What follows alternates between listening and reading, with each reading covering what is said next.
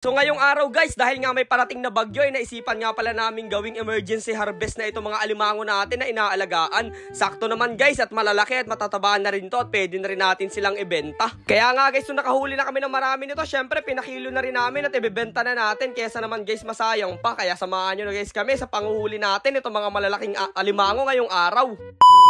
So what's up guys? What's up? Mahanapadaan lang. So ngayong araw nga guys, medyo maganda pa rin dito yung klima natin kahit may paparating na bagyo. At speaking of bagyo nga pala guys, kailangan nga pala guys nating hulihin na o magkaroon ng emergency harvest yung mga inaalagaan nating mga alimango. Kasi guys, may paparating nga na medyo malakas na bagyo, tapos masasabayan pa yun guys ng napakataas na high tide, kaya medyo delikado yung mga palaisdaan dito sa lugar namin. Kaya nga guys, naisipan namin ng mga kaibigan ko, bago pa makawala itong mga inaalagaan naming alimango, ay harvestan na lang muna namin at ibenta para mapakinabangan. At syempre ang higit sa lahat, para may food drip guys natin kesa sa makawala to. Pagkarating nga guys namin dito sa alagaan namin ng alimango, ay grabe, may butas na kaagad guys yung pilapil dito. Gawa guys, medyo malaki na yung tubig kagabi, tapos may mga bakat na rin guys ng alimango na lumabas. Ayan guys, nakabakat dyan sa buhangin. Baka nga guys mamayang gabi o sa mga susunod na gabi, mabual na itong pilapil nitong ating munting palaisdaan. Kaya eto guys, agad na rin kami pumasok dito sa loob para mapalaban dito sa mga ayaman na nandito. Pagkababa pa nga lang guys namin dyan, ay nakahuli agad dito sa Romel ng isang malaking ayamang banahaw. Ayan guys, so nakalubog lang daw yan sa putik at nagtatago. At syempre agad ko na rin guys sinawakan yan, kasi ako nga pala guys ang magtatali nito. Kada baba nga guys ng mga tropa natin dito, may nahawakan sila ng mga alimango. At eto naman guys, isang pulang alimango naman, at nilagay ko na rin muna yan guys dito sa planggana. Kung mapapansin nyo guys, yung mga ibang alimango natin dito, yung mga wala ng sipit yung iba, kasi nga guys napapalaban yan doon sa mga mas malalaking alimango, kaya natatado sila, tapuputulan sila ng sipit. Habang nanguhuli nga guys yung iba pang mga kaibigan namin, na syempre kami naman na nagtatali nitong mga alimango na nasa tabi. So yun guys, sinakapa natin yung palisdaan natin alimango. At ito yung isang malaki oh. May nakapa din ako. Ayun oh, meron pa oh. Laki nito isa. Ay luno ano. Pwede na. Pwede na yan. Ito guys, ang malaki oh. Sarap nitong pang food trip. Ayos.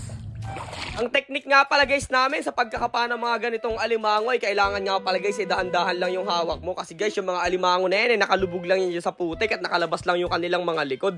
Tapos eto naman guys, may isang malaking alimango dito sa malaking tubo na nakapasok. Dito pala guys siya nagtatago, kaya dali-dali namin pinalabas yan. At grabe guys, napakalaking banahaw nito at napakatapang, pero madali na rin guys natin nahuli yan. Nakakatuwa nga guys itong mga alaga nating alimango, kasi bukod guys sa malalaki na sila, ay napakatataba pa rin nila. Naalala ko nga guys nung inalagaan namin to nung unang-una, talagang mga payat to guys at sobrang gagaan nila, pero dahil sa pinapakain guys natin sila ng mga lukan at mga isda, tumataba na rin sila. At ayun guys, natinik na isipit pa nga guys yung isang tropa natin doon. Pag nga pala guys nasipit ka ng malaking alimango, ay parang inipit ka guys ng flies, pero parang mas masakit guys itong maliliit, kasi guys tumutusok guys yung matitilos nilang sipit at dudugo talaga yung mga daliri nyo, pero hindi naman guys mapuputol. Sa mga followers namin dyan na gustong alimango, mag-comment lang guys kayo dito sa video na to. Malay nyo guys, mapadalhan natin kayo ng mga alimango ganito kalalaki at sobrang tataba pa. Bali nga pala guys, dalawang klase ng mga alimango inaalagaan namin dito. Itong mga sakangan guys kung tawagin sa amin, o mga pulang alimango, tapos itong mga kulay green guys na malalaking alimango. At meron pala guys nagtatagong isang malaking pulang alimango dito sa gilid ng kahoy. Buti na lang nakita yan ng tropa nating si Balong. At dahil nga guys napakabibilis ng mga maliliit na alimango at hindi namin maabutan, nagtaan na rin nga pala guys kami dito ng lambat para guys dito sila mahuli, kasi sobrang tutulin nila guys. At makalipas nga lang guys ang ilang minuto, ayan guys, nakadikit na sila dito sa mga lambat na nilagay natin. Medyo mahirap nga lang guys alisin yung mga yan. Kinakailangan na talaga guys nating hulihin muna itong mga alimango natin, kasi may parating talaga guys na bagyo, tapos sasabayan pa yun ng malaking high tide. Paniguradong baka makawala at makasira guys itong mga ayaman na to.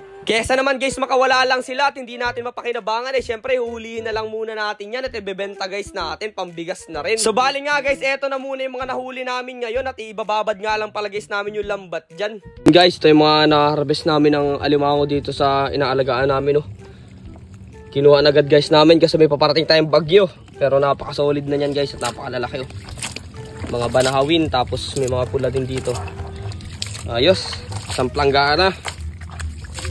Pagkahuli nga guys namin dito sa mga alimango, ay agad na rin kaming umuwi para makilo guys kung ilang kilo ba itong mga nahuli nating alimango. At grabe guys, itong malalaki, umabot siya ng 7 kilo. Nahirapan pa nga guys kami sa pagkilo nito kasi masyadong malalaki at mabigat sila at lumalaglag. Ito nga pala guys mga alimango na to, bebenta muna natin kasi guys sakto rin naman ang mahal ng kilo ng alimango ngayon dito sa lugar namin, kaya paniguradong magkakapera tayo. Hindi na nga lang pala guys kami nagluto at binenta na rin namin. Nakakasawa na rin naman guys ang pumudrip lagi ng mga alimango. At shoutout nga pala pala sa napakaganda na bumili ng alimango natin. Kaya ayun guys, maraming salamat sa pagsubaybay nyo sa panghuli natin ng alimango at sa adventure natin ngayong araw. Mag-iingat guys kayo sa paparating na bagyo at palagi kayong magdasal. Kaya hanggang dito na lang muna guys. Kita-kits na lang ulit tayo sa mga susunod na adventure pagkalipas nitong bagyo.